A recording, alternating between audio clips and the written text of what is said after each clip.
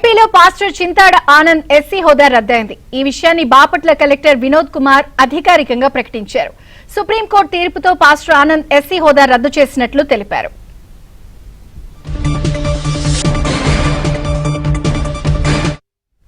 Pastor Anand SC హోదా రద్దయింది. మరిన్ని వివరాలు మా ప్రతినిధి సాంబశివరావు అందిస్తారు. సాంబశివరావు.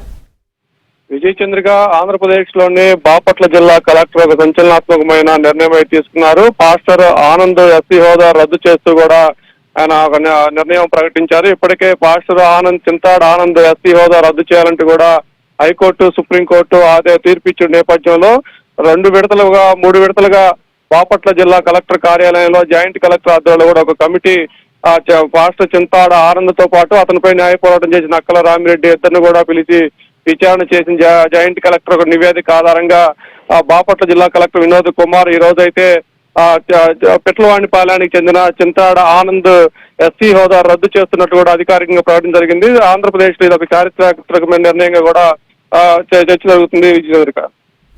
Okay Sambasivarao, thank you.